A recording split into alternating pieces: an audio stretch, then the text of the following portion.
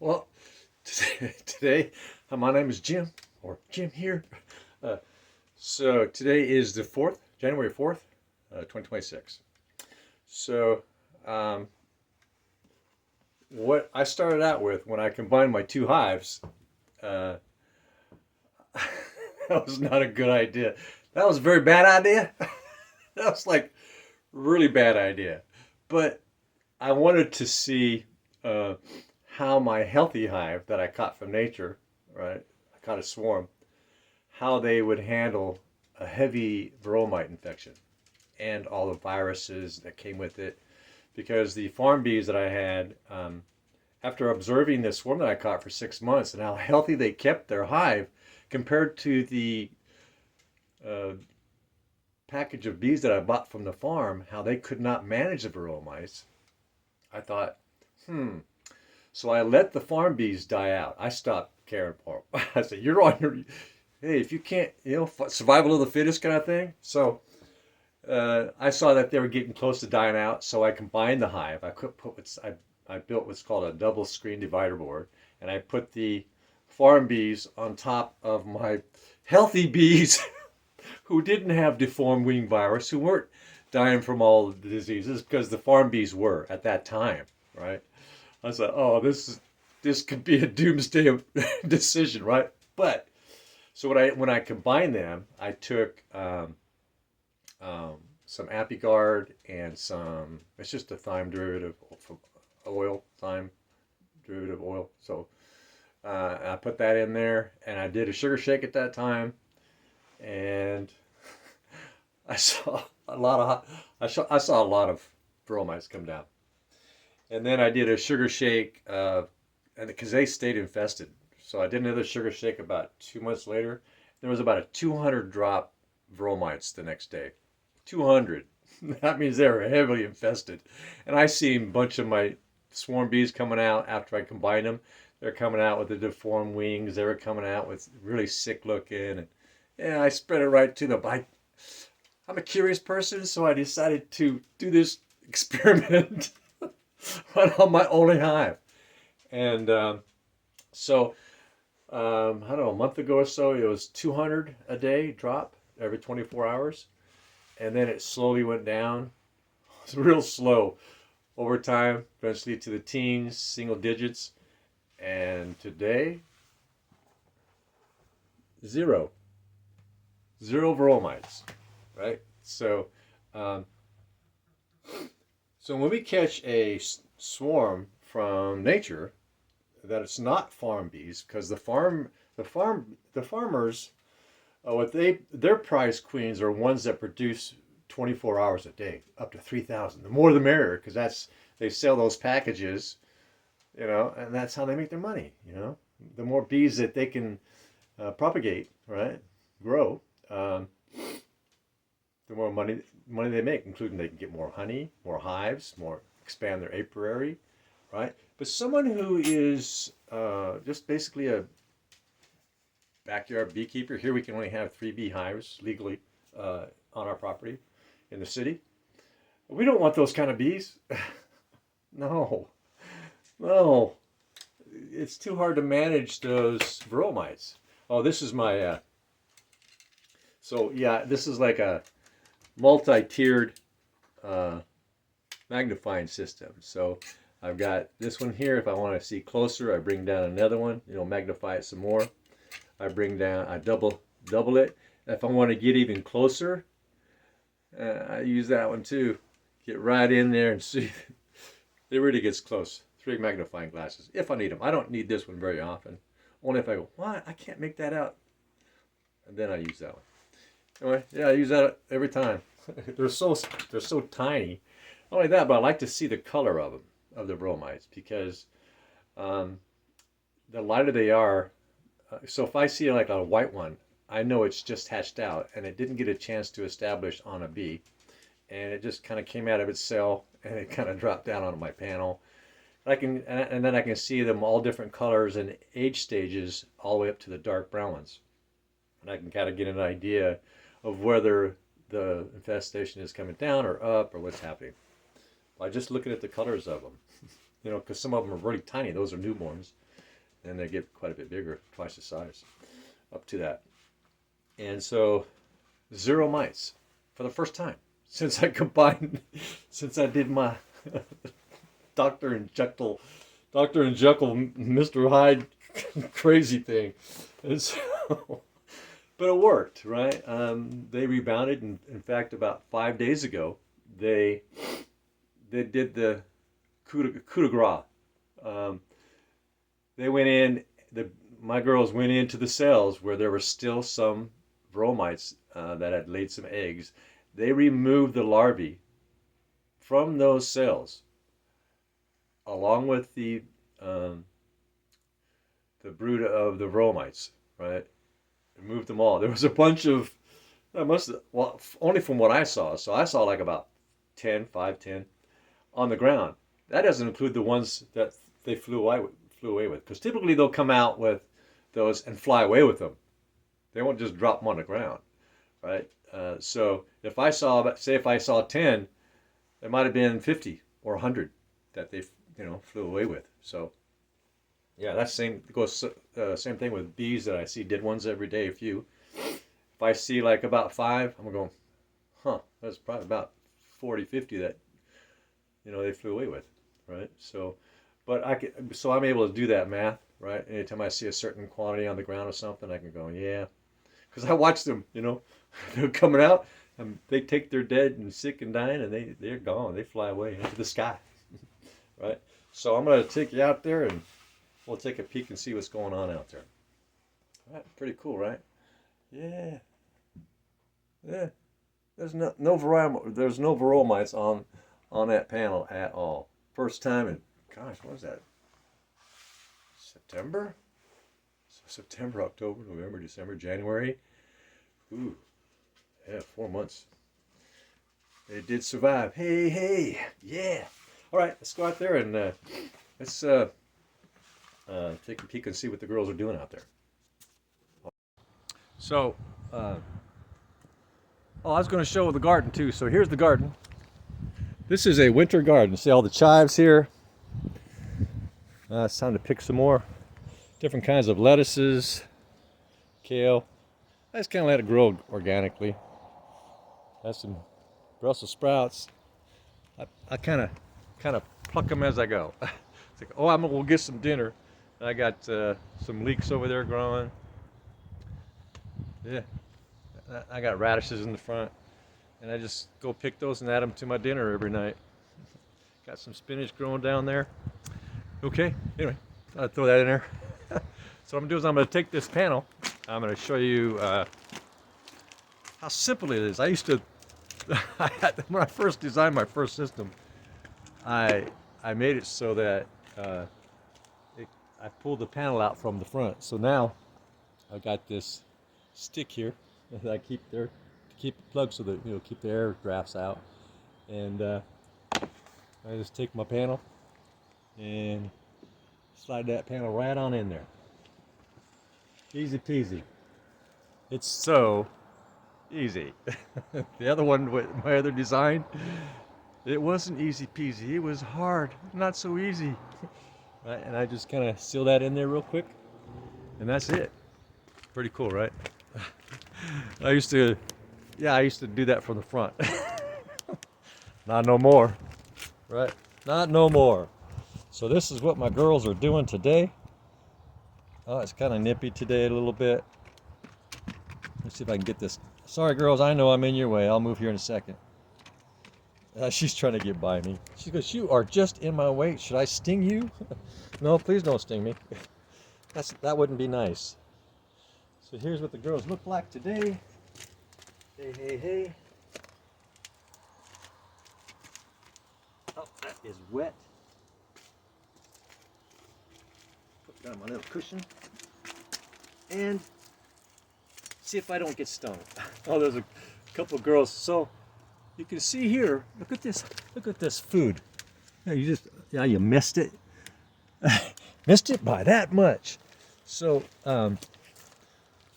they are coming in with food, right, in the winter.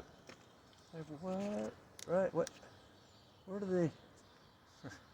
I'm still puzzled. I'm sitting here, checking on my girls on a day like this, and it's in the mid 40s, I think, and they're coming in with all this food, pollen, no nectar. I doubt they're getting any nectar, which is why it's so important for them to, you know, stock that up in here. This is the super where they store all their food. This is the brood where they typically store all, the brood, the babies. And so, wow, missed those girls coming with that food. Just missed it by that much. Oh, there'll be some more coming in here. You got something, girl? Oh, there's some right there. She's got some. She's looking for a way in. Right there, she's got some on her legs. There she goes. So, yeah, yesterday, there was like a lot. There was a lot of girls coming in yesterday with a whole lot of food. So the nicer the day is, the more food they're coming in.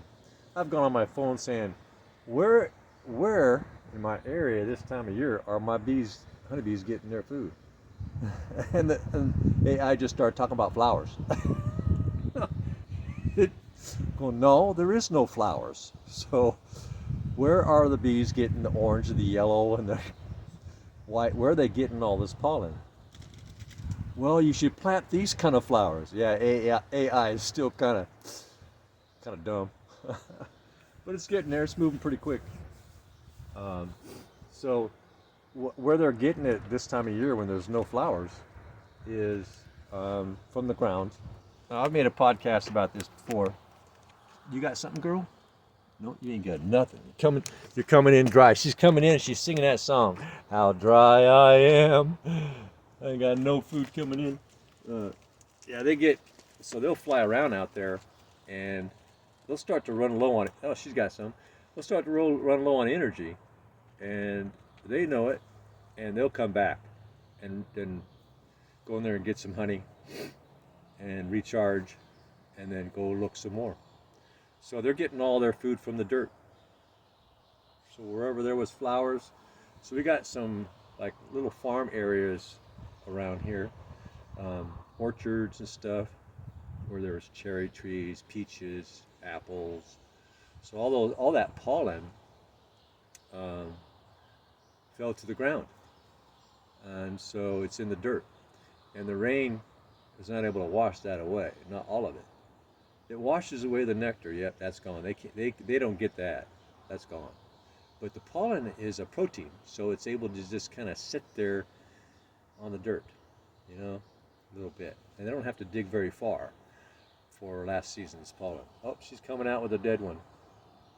Where are you gonna take? You gonna fly away with that one? Oh, it's not dead. It's fighting back. No, I don't want to leave. It's warm in here. I'm sick. I got the flu. Don't take me away. It doesn't want to go. It's fighting her. No, I'm sick. Give me some tea. Give me some chamomile tea. Leave me alone. Well, when they're sick, they got to come out. They got to bring them out because they spread that disease, right? So, yeah, that the one that she's fighting, it doesn't want to go. That's why she's still there. It's fighting her. The one that's sick is fighting her. No, sis, don't take me out into the wilderness and drop me off. Yeah. Anyway, yeah, she just dropped her off. Now she's down there. The other one flew away. So, it's not uncommon for one day there's no bees dead or dying on the ground, to next day you come out, check on your hive, and there's tens of thousands, maybe 10,000. Oh, there's some food there. 10,000 maybe. I've seen it twice last year on my farm bees. Because when the resources start to get low, they sense that. Even though I was giving them mountain sugar, the farm bees, they didn't think they had enough food. So 2 times they did a 10,000 or so die-off. two separate times with about a month and a half or so of each other. And that's how the hive survives, right? When resources are low, you think they use straws? You picked the straw. Oh damn, Mary, I got the short one. You know, nature straws. And so, yeah, and so they're doing pretty good. And so, please subscribe, thumbs up, ring the bell, leave a comment, click that like button, and I'll keep making these videos. I'm going to be talking about an event that happened to me um, when I was a child. Um,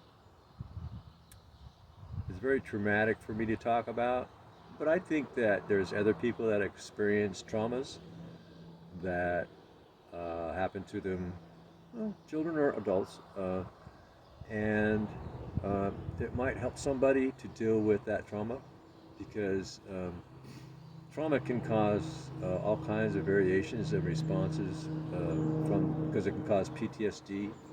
Not everybody responds to childhood PTSD the same way, or adult PTSD. Everybody acts out differently with those traumatic experiences, right? They're not. There's more food coming in there. She goes, "Get out of my way, girls! I got a truckload." And so it was a time when I ran over my mother with a car. Yeah. So I'll share that. That experience. I was in fifth grade, and so I'll share that story next time. Maybe. Got to be in the mood, you know. It's very traumatic. Bring my box of tissues or something. Yeah. And I've got other pretty cool stories. Uh, you know, for those who like stories, um, my stories are all true. They happen. Now, sometimes when we remember things, we don't remember every exact detail. For me, it's about getting the gist of the content of what's being said. Not every, not every single word necessarily, right? Because we sometimes we remember things a little different than what maybe actually happened. It's kind of like you got 10 people watching, they're all watching the same car accident. They're all staring and they're all together, so they're seeing it at the same angle. And the police comes and says, "What did you witness?" You get maybe 6 different stories, right? Out of that 10. So the police will generally go with the majority, right? Whoever says the same thing the most, right? And so, yeah. And that goes for everybody.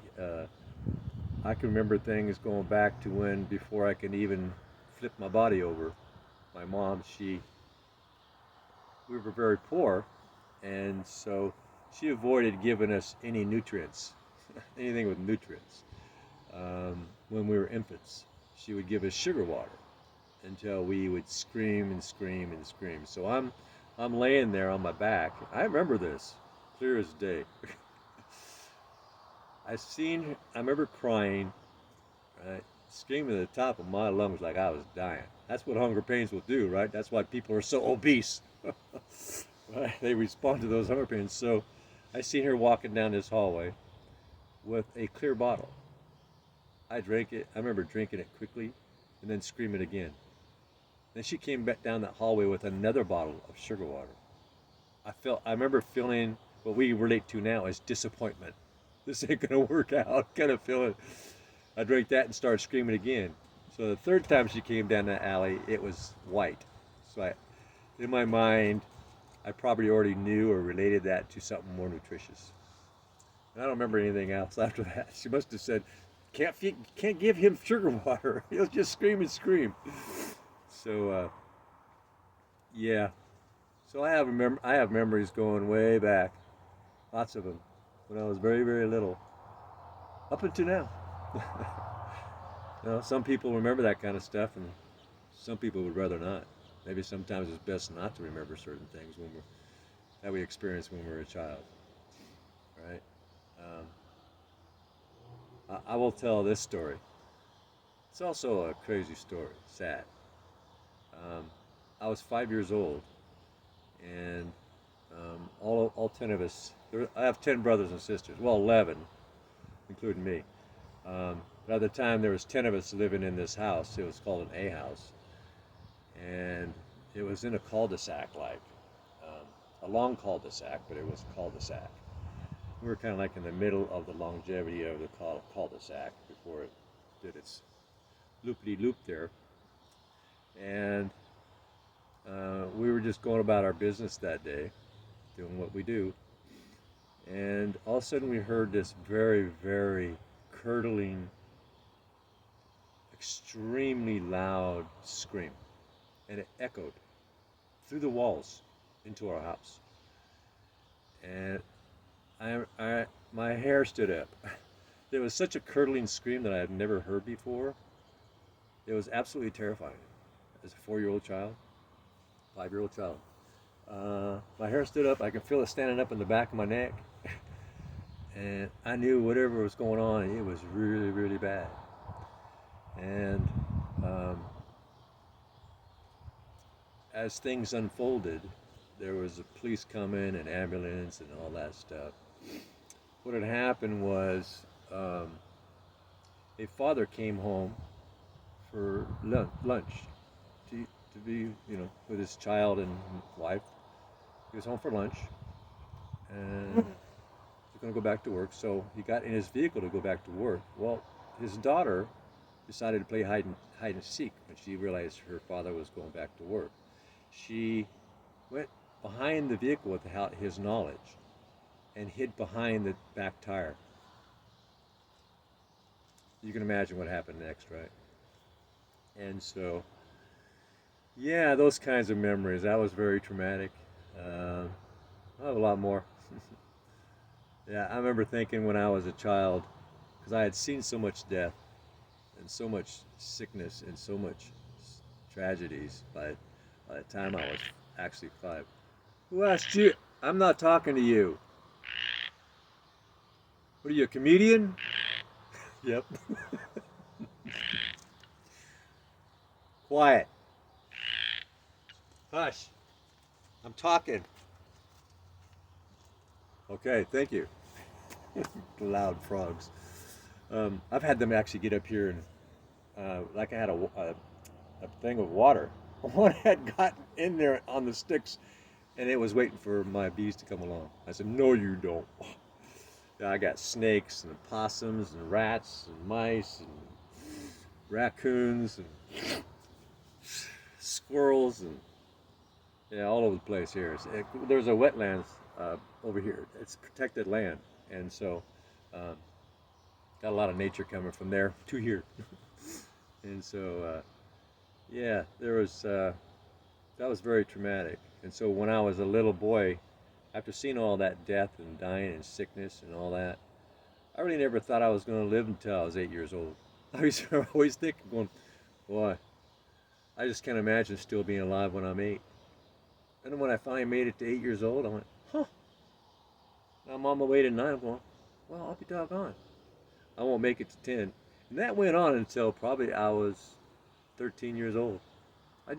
So much death and just, sickness and dying and, cancers and family members and friends and, yeah, it was. And so when I was 15 years old, I was sitting on the edge of my bed, and I had a band that I started at that time, and I was sitting there and I went to myself, I don't care how long I live. I'm just going to live my life the way that I want. And I'm not going to worry about getting old or dying I'm not going to care. And I haven't changed my mind on that. Right? We live our lives the way we choose.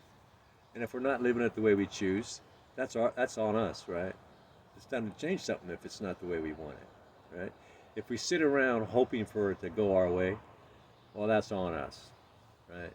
It's up to us to make the changes that are in our psychological and emotional and physical well-being, because many times nobody else will make that kind of healthy decision for us. We have to do that. And so There you go. Bees are bringing in the food. They be fine. All right.